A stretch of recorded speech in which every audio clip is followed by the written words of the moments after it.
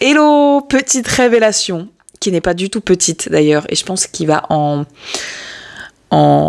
délivrer pas mal d'entre nous. C'est que, vous savez, moi, quand j'ai eu ma délivrance de tout ce qui était dépendance affective, impudicité et tout, il y a 2 ans et demi, j'ai pendant très longtemps vécu dans la peur phobique de pécher à nouveau. Voilà, j'avais vraiment peur de retomber et donc du coup je me mettais dans des situations vraiment extrêmes pour ne pas retomber. Et en fait, je me suis rendu compte que vraiment, il y a peu de temps que j'ai vraiment compris la grâce et que j'ai arrêté de me réfugier dans la loi pour fuir le péché. Il est écrit dans la parole dans Jean 8, verset 34.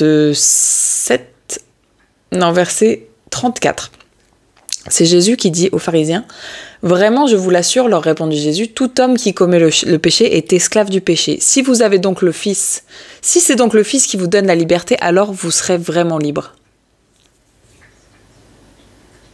En fait, révélation qui vient de tomber. Je me dis, mais j'ai tellement grandi en Christ ces dernières semaines, ces derniers mois, que maintenant, en vrai, je connais mes intentions de cœur. Je sais que Christ est de plus en plus en train de se former en moi et que le péché ne me terrorise plus parce qu'en fait, ça ne me donne même plus envie. Voilà. Et du coup, je me dis, mais... Je pense que c'est ce moment-là où vraiment... Je vais commencer à énerver les religieux, je vais commencer à énerver les légalistes parce que, en fait, je suis affranchie de toute prise avec le péché. Et je sais qu'en fait, dans beaucoup de milieux, on est encore très dans le rite et dans la loi. Et il y a certaines églises où, en gros, si tu pèches, on va t'afficher devant tout le monde, on va t'humilier publiquement. Et du coup, ce qui crée une espèce de pseudo-crainte. Mais en fait, c'est pas Jésus, ça.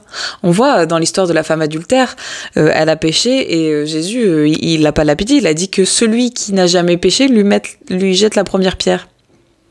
Voilà. Et en fait, aujourd'hui, je me dis, mais j'en arrive à être tellement en phase avec le Saint-Esprit et avec le Seigneur que j'ai plus peur de pécher.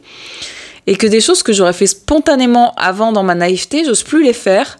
Où je n'osais plus les faire à cause de la loi et à cause de me dire oh, si ça c'est, alors que moi mes intentions sont extrêmement pures, si ça c'est, peut-être que je vais avoir des problèmes et peut-être que je vais être mal reconnue et tout. Ouais, si mon mari il se disait que voilà, je parle à des garçons, peut-être il se dirait que je suis une fille de mauvaise vie. Oh, que cette parole délivre quelqu'un. Si tu fais confiance dans ta capacité à résister au péché, toi tout seul par tes propres moyens, tu fais fausse route. Ta capacité de résister au péché, elle vient du Fils qui t'a délivré, de Christ qui vit en toi, de Christ que tu laisses se former en toi. Donc comment ça va se passer? C'est plus tu vas apprendre à faire connaissance avec Jésus, plus tu vas tomber amoureux de lui, plus tu vas te passer du temps dans sa parole, plus tu vas l'aimer, plus il va se former en toi et plus ce qui le dégoûte va te dégoûter. Mais ça, tu vas détester le péché, mais ça veut pas dire que tu vas détester les pécheurs. Au contraire, tu vas de plus en plus aimer les gens et tu vas de plus en plus les voir pour ce qu'ils sont aux yeux de Dieu et pas pour ce que la couche de péché, elle est en train de leur mettre dessus. Tu vois ce que je veux dire un peu? Franchement, c'est dingue. Et je me dis, mais Seigneur, pardonne-moi vraiment que tout ce que j'ai dit sur cette chaîne qui n'aille pas dans ce sens-là soit brisé dans le nom puissant de Jésus. Faites confiance à la grâce de Dieu.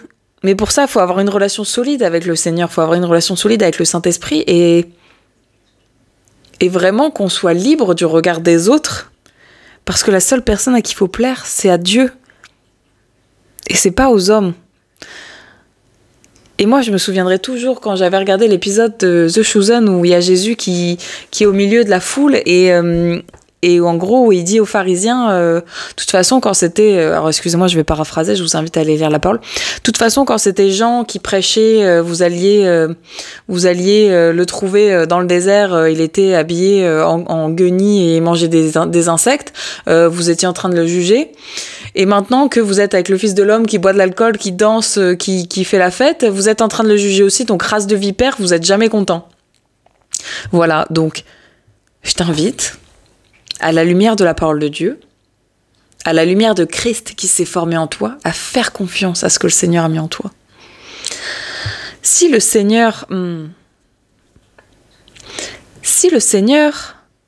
il t'appelle à faire un métier, par exemple, si le Seigneur, il t'appelle à faire du mannequinat, c'est possible de mêler le mannequinat avec être disciple de Christ. Parce que ça nécessite que tu adaptes tes valeurs, bien sûr. Le but, c'est pas que tu te mettes nu pour faire du mannequinat, mais que tu crois vraiment dans ton cœur que si c'est le projet que le Seigneur a pour toi, qu'il a mis dans ton cœur, il va pourvoir. D'une manière qui sera certainement pas la manière dont tu imagines, mais je pensais à cet acteur qui a joué dans Desperate Housewives et je sais plus quelle autre série, et qui disait que lui, par sa foi chrétienne, il refusait d'embrasser les autres femmes que la sienne sur les tournages. Ça l'a pas empêché d'avoir du travail. Tu vois ce que je veux dire un peu? Et je sais pas pourquoi le Seigneur il peut parler de ça en appuyant sur le bouton, je n'avais pas du tout pensé à ça. Bref. Et pourquoi est-ce que des fois c'est quand même tentant d'alerter un peu en fait voilà, par le biais du Saint-Esprit, quand tu connais les difficultés qu'ont certains de tes amis, tes frères et sœurs en Christ sur certains sujets, et que tu sais qu'ils sont pas affermis, et tu sais que voilà, rien ne t'empêche d'aller les reprendre avec amour en disant écoute, t'es tombé 1 fois, 2 fois, déjà 3 fois, peut-être qu'il faudrait mieux que t'arrêtes de faire ça. Ça c'est de l'amour, c'est pas du jugement, ça c'est de l'amour. Et je vais pas aller plus loin dans cette phrase. Bref, soyez bénis, et je prie vraiment que cette parole ait rendu quelqu'un de libre. Soyez fortifiés en Jésus-Christ, parce que c'est lui le chemin, la vérité, la vie. C'est pas parce que tu vas faire 10 ans de jeûne et prière, c'est pas parce que tu vas te mettre ton réveil à 3h du matin toutes les nuits pour prier en langue pendant 2 heures que tu vas réussir à te sanctifier. C'est juste par ta relation avec le Seigneur. Plus tu vas vouloir ressembler à Jésus, plus le Seigneur il va répondre à ta prière, parce que c'est son but. Quand il a envoyé l'Esprit de Dieu, c'est son but que tu sois sanctifié, que tu représentes Christ sur le royaume, que tu représentes le royaume sur terre. Bref, soyez bénis. Mais quelle pépite cette vidéo. Jésus vous aime.